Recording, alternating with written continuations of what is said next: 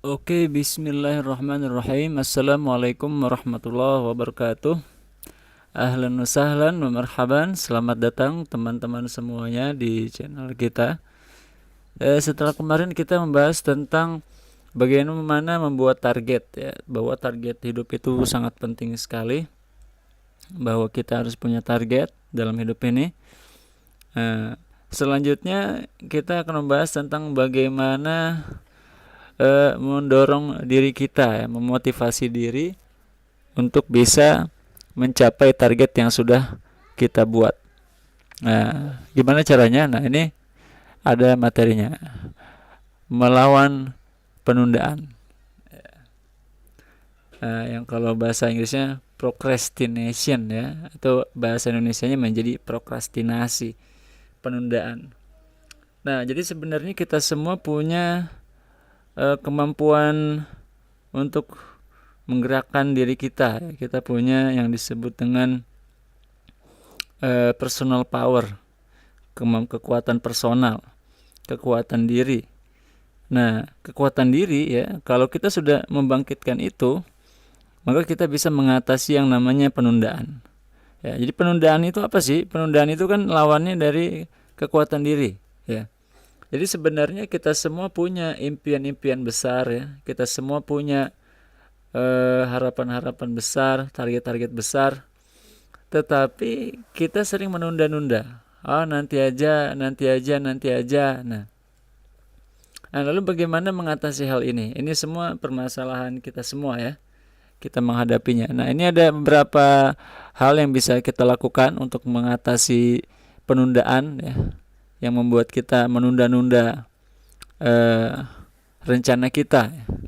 Kalau dalam hal ini ya, bagi Anda para pelajar seringkali menunda waktu belajar ya. Harusnya belajar ditunda lagi, ditunda lagi, ditunda lagi sampai akhirnya sudah mepet ujian. Nah, saat itulah kita biasanya kebingungan, panik ya, repot dan lain sebagainya. Nah, seharusnya itu tidak terjadi seandainya kita menyicil ya, melakukan hal-hal penting jauh-jauh hari. Oke, bagaimana cara melawan penundaan ini? Nah, jadi perlu Anda ketahui bahwa otak manusia itu sebenarnya sama dengan otak-otak hewan lainnya. Jadi manusia memiliki yang disebut dengan otak limbik atau otak reptil ya. Nah, otak manusia ini dia diaktifasi ya, dimotivasi oleh dua hal, yaitu mencapai kesenangan dan menghindari rasa sakit. Ya, semua makhluk hidup seperti itu ya, termasuk manusia.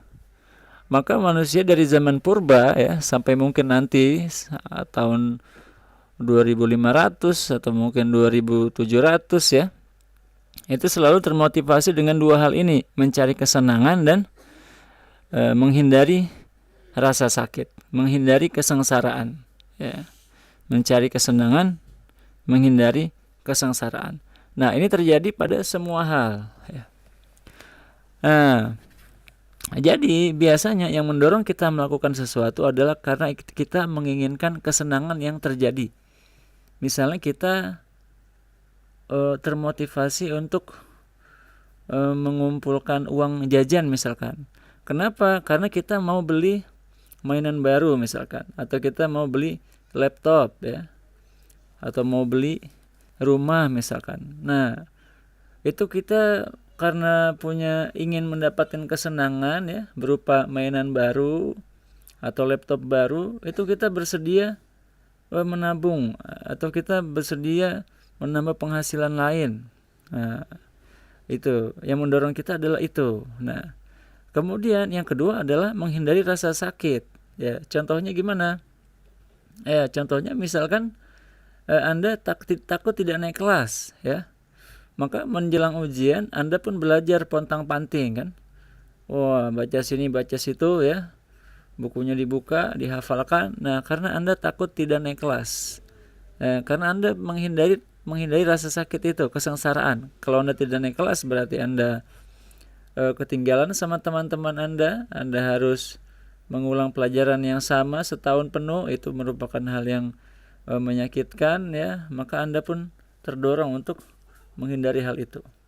Ya, inilah yang kadang orang menyebutnya dengan the power of kepepet, ya. Jadi yang sangat kuat, ya, biasanya adalah dorongan menghindari rasa sakit, ya. Maka dan ini berlaku dalam hal apapun, ya. Misalkan kenapa kita mandi pagi, ya, karena kita nggak mau nanti ketika kita pergi keluar rumah kita bau kan, mengganggu orang, nanti orang menjadi tidak suka dengan kita dan itu menyakitkan, ya. Maka kita menghindari itu, maka kita mandi. Kemudian kenapa kita pakai baju rapi, ya, karena kita nggak mau kita keluar nanti orang lain melihat kita berantakan dan kita malu, ya, orang-orang yang juga malu melihatnya. Kenapa kita tidak keluar dengan celana pendek kemana-mana gitu kan, karena kita menghindari rasa sakit itu, takut kita merasa malu nanti kita dihina orang atau mungkin nanti diketawain anak-anak kecil lewat kan dan lain sebagainya begitu. Nah, ini terjadi pada semua hal. Maka jika Anda mendapati suatu kondisi yang Anda tidak suka, ya, misalkan nih saya kaitkan dalam belajar, ya, karena ini hubungannya materi seminar belajar. Kenapa Anda sangat malas belajar begitu kan? Nah, biasanya, ya, karena Anda dorongan untuk belajar itu kurang kuat. Ya, bisa jadi karena menurut Anda belajar itu menyakitkan. Jadi belajar itu mungkin bagi sebagian orang, ya, yang malas belajar itu membosankan, bikin kepala pusing, ya, bikin mata sakit, bikin badan pegel gitu. Nah, karena mereka sudah mengaitkan berbagai perasaan sakit, ya, dengan belajar ini, belajar dianggap sebagai sesuatu kegiatan yang menyakitkan, membosankan dan lain sebagainya.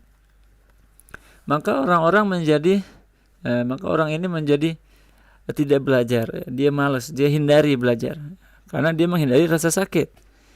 Kemudian dia menghabiskan waktunya misalkan untuk nonton film, ya, baca komik atau mungkin main game, nonton TV. Nah, kenapa? Karena dia mengaitkan kegiatan itu sebagai hiburan yang menyenangkan. Ya, dia mencari kesenangan dari hal-hal itu. Maka dihabiskan waktunya untuk itu. Nah, ini bukan hal yang aneh, ya. Ini bukan hal yang tercela, tetapi ini adalah sifat asli manusia. Ya, siapapun kita begitu. Ya. Dulu waktu saya kuliah, ya, ini sedikit berbagi pengalaman waktu saya kuliah dulu. Di tahun pertama saya kuliah, saya melihat teman-teman senior saya yang kuliah lebih dulu dari saya itu mereka banyak yang tidak naik kelas. Jadi kalau di Mesir, saya kuliah di Mesir di Universitas Al-Azhar itu, dari 7 orang senior saya kakak kelas yang naik kelas hanya 2, sisanya 5 tidak naik kelas. Jadi kalau kita tidak lulus 3 pelajaran, nah itu kita ngulang 1 tahun penuh.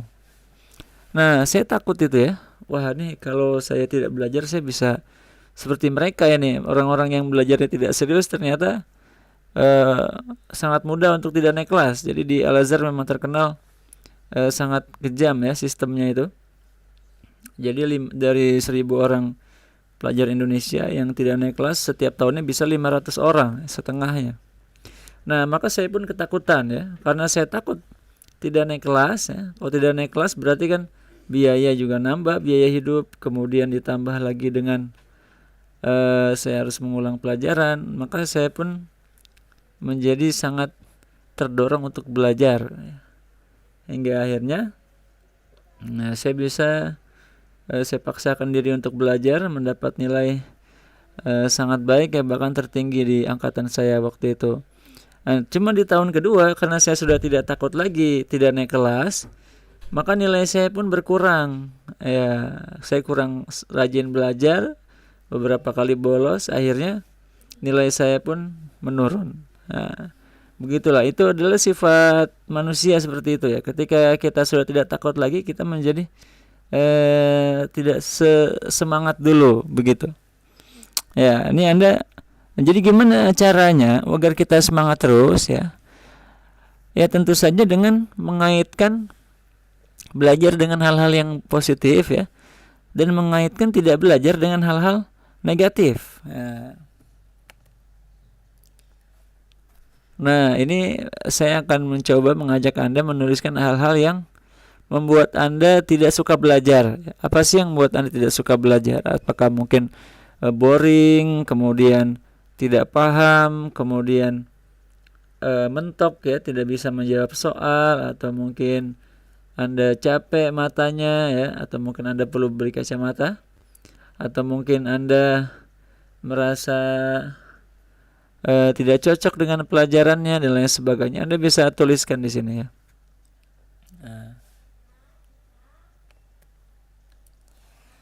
Nah, sekarang mari kita bayangkan ya. Karena Anda mengaitkan banyak hal negatif dengan belajar, kira-kira apa yang akan terjadi di masa depan? Bayangkan Anda tidak lulus ujian. Bayangkan Anda tahun depan tidak berhasil mencapai target-target Anda, maka apa yang akan terjadi ya?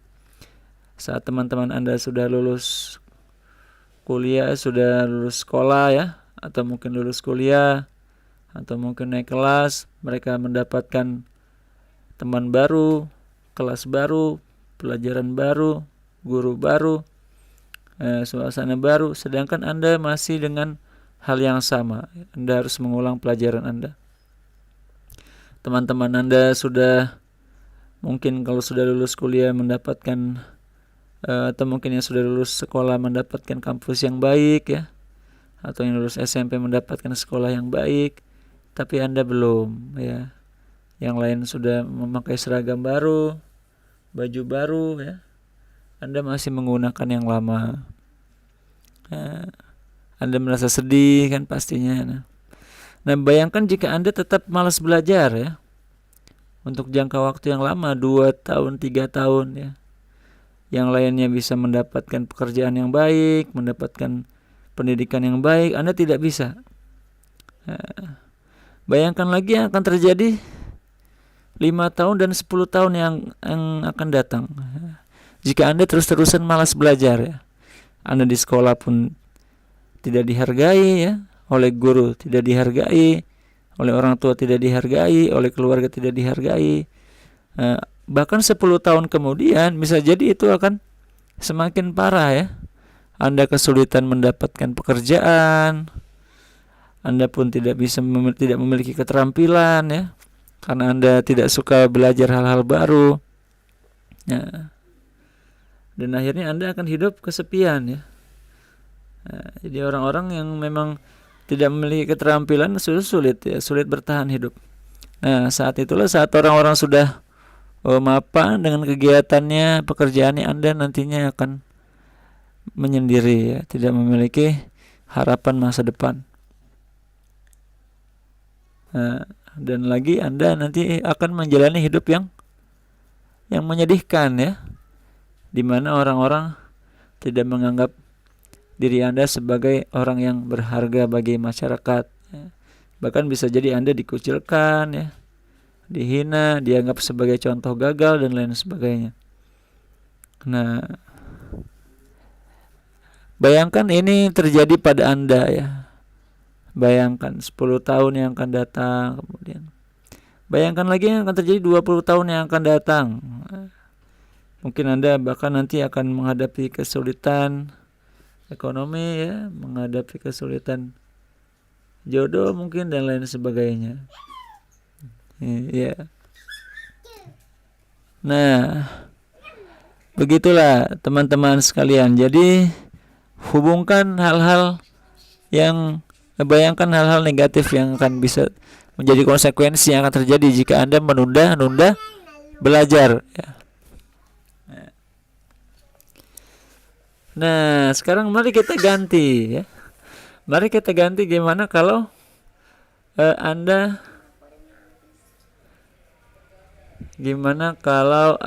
mendapatkan nilai baik di sekolah. Ya, Anda sukses dalam belajar, maka Anda pun akan dihormati ya. Anda mendapat penghargaan, mendapat kampus yang baik. Anda juga akan mendapatkan suasana baru, teman-teman yang baik. Anda dihargai, dihormati, Anda pun berhasil mendapatkan keterampilan yang baru dan lain sebagainya. Nah, kemudian bayangkan yang akan terjadi 5 tahun ke depan ya. Usia Anda mungkin bertambah 5 tahun, apa yang akan terjadi jika Anda terus semangat belajar ya, dan Anda semangat mempelajari keterampilan-keterampilan baru. Bayangkan yang akan terjadi 10 tahun kemudian ya, bahkan 20 tahun kemudian, seperti apa nanti penghasilan Anda sudah meningkat ya. Kemudian kehidupan Anda semakin membaik karena Anda rajin belajar dan bekerja dan lain sebagainya ya. Ya begitulah. Anda pun nanti akan menjadi orang yang dihargai di masyarakat, dihormati ya, menjadi contoh yang baik bagi saudara-saudara Anda, anak-anak Anda dan lain sebagainya. Nah, selanjutnya Anda silakan ulangi hal tersebut secara berkala ya. Jadi setiap mungkin seminggu sekali atau setelah selesai sholat ya, Anda merefleksikan diri, bayangkan apa yang akan terjadi di masa depan pada kehidupan Anda. Nah, terutama jika Anda mendapatkan nilai baik, dan jika Anda tidak belajar, bayangkan juga konsekuensi buruk yang akan Anda alami di masa depan ya. Ini adalah prinsip visualisasi, banyak yang mengajarkan ini. Bahkan di Al-Quran pun diajarkan ya, wa tanzur nafsun ma qaddamat liqat. Hendaknya setiap jiwa melihat apa yang akan dia siapkan untuk masa depan, untuk hari esok. Brian Tracy ya, bahkan Law of Attraction, semua guru-guru di Law of Attraction mengajarkan ini. Nah, ini nanti akan menimbulkan semangat baru dalam kehidupan kita ya. Nah, selanjutnya ya, setelah Anda membayangkan itu ya, Anda visualisasikan target-target yang baik. Selanjutnya Anda buat komitmen dengan diri sendiri ya. Selanjutnya publikasikan komitmen Anda secara publik. Mungkin Anda buat status Facebook atau mungkin di Twitter ya. Kenapa begitu? Dengan begitu orang-orang akan melihat, oh ternyata dia ini pengen ini. Wah, nanti Anda akan ditanya nih sama orang-orang nih, wah kamu kemarin katanya mau begini. Nah nanti diledekin. Nah karena diledekin biasanya kita jadi semakin semangat ya. Ya, selanjutnya lihat target Anda secara berkala. Nah, kita kan sudah bahas ya kemarin bahwa Anda membuat target paling tidak 3 target utama dalam 6 bulan atau 12 bulan ke depan. Nah, target ini ya idealnya dilihat secara berkala. Nah, kalau Anda mungkin sedang sholat, dibaca ketika sholat ya. 5 kali sehari Anda baca saat sholat. Kemudian ditambah lagi mungkin kalau Anda sempat sholat duha dan tahajud, Anda juga bisa berdoa saat itu. Kemudian juga di setiap minggu Anda buat rencana-rencana yang akan mendukung target-target Anda ini tercapai ya. Buat rencana baru. Jika satu rencana belum berhasil, Anda buat revisi rencana baru. Nah, ini setiap minggu ya. Jadi setiap hari kita buat rencana harian, setiap minggu juga kita buat rencana mingguan. Nanti setiap bulan kita evaluasi, buat rencana bulanan ya. Ini agar semua target-target kita itu bisa dijabarkan menjadi rencana harian yang kita lakukan setiap harinya, begitu. Nah, jika targetnya tercapai, beri hadiah kepada diri Anda ya, biar makin semangat lagi ya. Anda misalkan, wah kalau saya lulus ujian, saya mau makan enak di restoran mana gitu, atau saya mau nonton film di bioskop, atau mungkin mau jalan-jalan ke mana, ke taman safari, atau mau jalan-jalan ke Dufan dan lain sebagainya ya. Begitu. Jadi kita buat hadiah bagi diri kita jika kita berhasil mencapai target-target kita. Ya, itu materi saya untuk kali ini tentang bagaimana cara memotivasi diri untuk mendapatkan hal-hal yang kita inginkan. Oke, terima kasih atas partisipasinya. Semoga bermanfaat. Jangan lupa Anda like dan subscribe ya bagi yang belum. Anda juga bisa bagikan video ini untuk orang-orang yang Anda sayangi. Terima kasih banyak. Wassalamualaikum warahmatullahi wabarakatuh.